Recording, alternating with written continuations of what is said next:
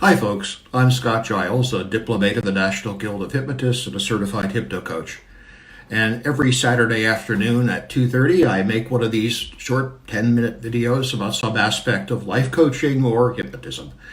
This is actually take two of this one because I did the video yesterday and we lost our internet connection right at the middle of it, so the video was truncated. I've deleted that truncated video, and this is a kind of a re-recording of it. As some background for this, I'm not just a diplomate of the National Guild of Hypnotists, but I'm a member of its advisory board. And on the advisory board, I carry the legislation and governmental concerns portfolio. Also, I'm the chairman of the Guild's ethics committee and have been for some time. So whenever a hypnotist gets in trouble somehow, usually it's going to cross my desk. So I see almost all of this. And after over decades of this work, I have a pretty fair idea about where the difficulties and dangers are.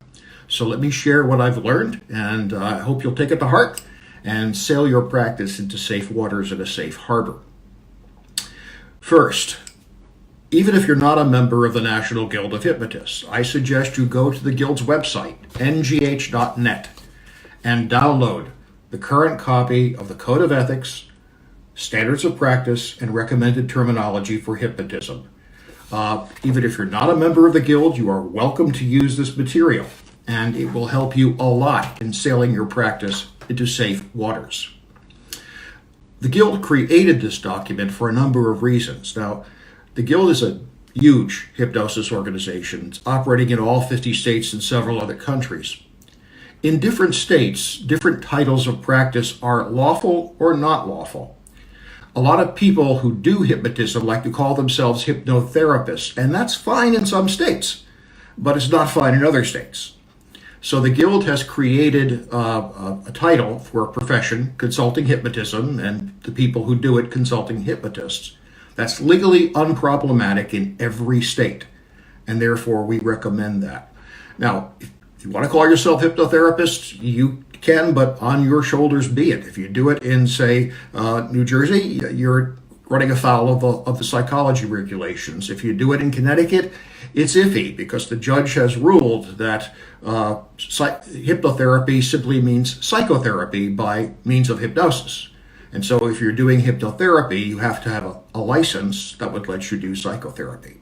Whereas consulting hypnotism, or the titles of our various levels of board certification, completely fine, and therefore are the safest to use. Now, in the standards of practice, one of the things we recommend, and I should mention, the standards of practice are just recommendations. You have to obey the Code of Ethics, but you don't have to obey the standards of practice. But we tell you up front that if you're a Guild member and ignoring our recommended standards, if you get in trouble, we may not be able to help. Now, in the standards of practice, we recommend that every client who comes for hypnotism is given a copy of a client bill of rights. This is the one I use in my practice. There's a model in the document that I showed you earlier, the Code of Ethics and Standards of Practice. You could just fill in the blanks. But this describes who you are, how you're trained, the limits of your practice. It includes a disclaimer that you're not trying to offer medical or mental health care. It describes your business practices. Your client signs it, you put a copy in their file, and you got a substantial protection. No one can come along and claim that you've engaged in deceptive business practices or committed fraud because you've got this on file.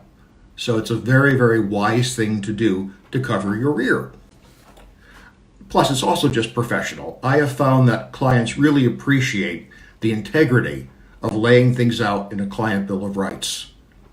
Another thing, when you wind up your work with a client, don't just wind it up. Send a closing letter or email to formally end the professional relationship, and also say some nice things. Here's what mine says. I want to thank you for the privilege of serving you in your time of need.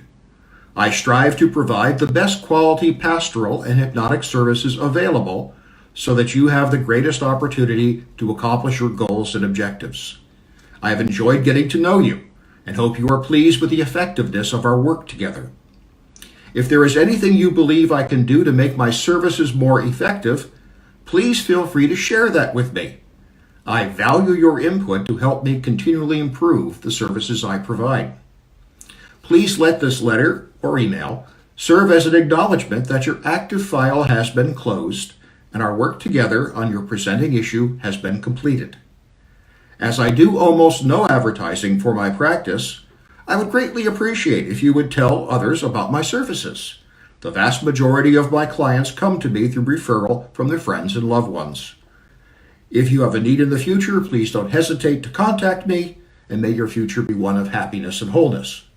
So this sets a clear marker around the professional relationship. This is especially true if you're a single person and you become interested in someone who had been a client in a romantic way. So in our profession, we do not require that there be a gap between the end of a professional relationship and the beginning of a personal one. But there can be no overlap. The professional relationship has to be concluded, and then, if you wish, and it's consensual, you may inaugurate a personal relationship. But you have to be able to prove when the hypnotic or professional relationship ended.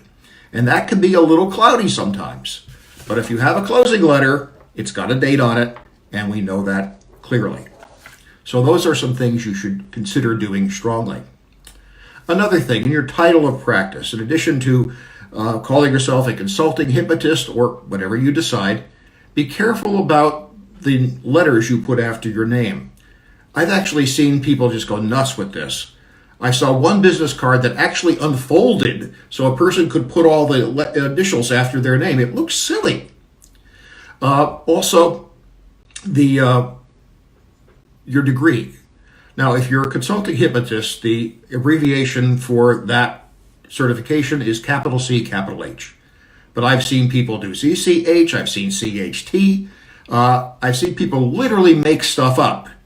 Grand Poobah from the planet Hypno and the galaxy of trance, as Sean Brookhouse jokingly says.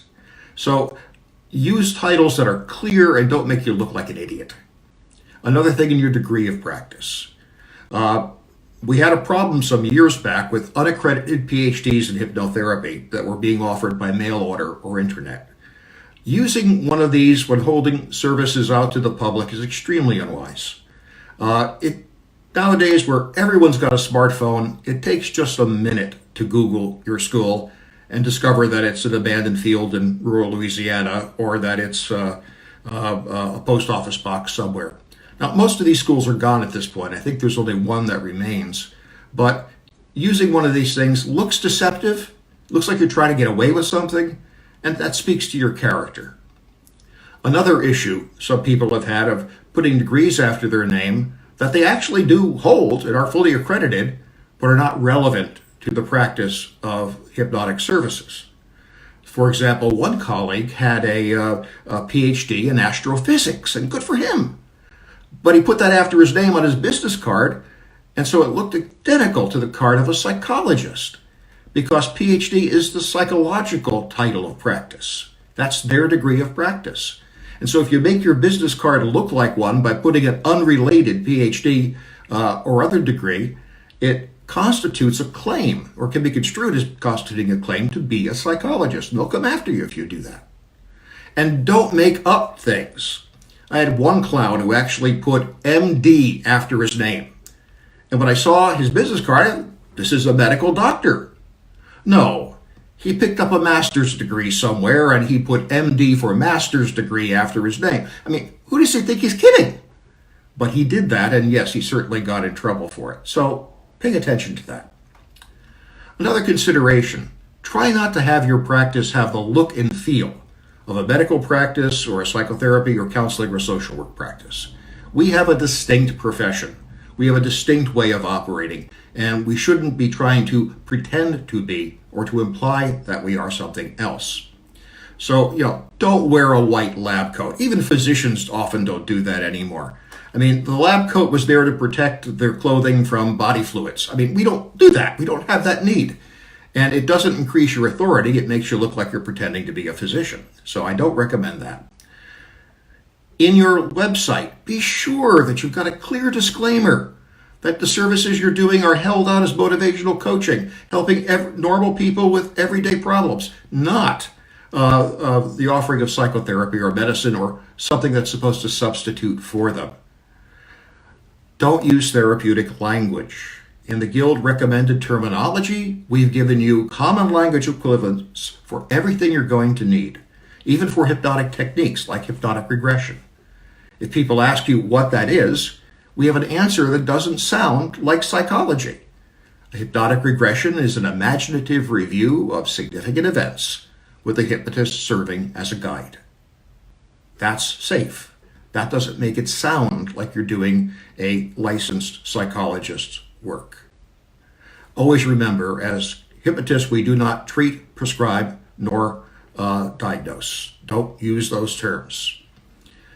And avoid making extreme claims in your website. We often, in the Journal of Hypnotism, publish hypnotic outcomes, which gives you the research evidence of the effectiveness of what we do. Don't make up stuff on your own. Someone's head fell off and you reattached it with hypnosis. I mean, it's going to make you look foolish, but also making a claim that you can't back up can be judged as deceptive or fraud. So don't do that. Well, that's what I have to say on this topic. Thank you for your attention. I'll be back on Saturday at 2:30 Central Time with another talk. I'm going to be talking about positive expectancy and the people that I've known over the years in kind of the positive thinking movement. Clement Stone, Preston Bradley, Robert Schuller, and a few others. So I hope you'll join me for that. As always, if you want to know how the work that I do can help you be a better version of yourself or help you cope with a scary diagnosis or a stubborn personal problem, please feel free to reach out to me. And my website is www.csgiles.org. Thank you much for your time and attention.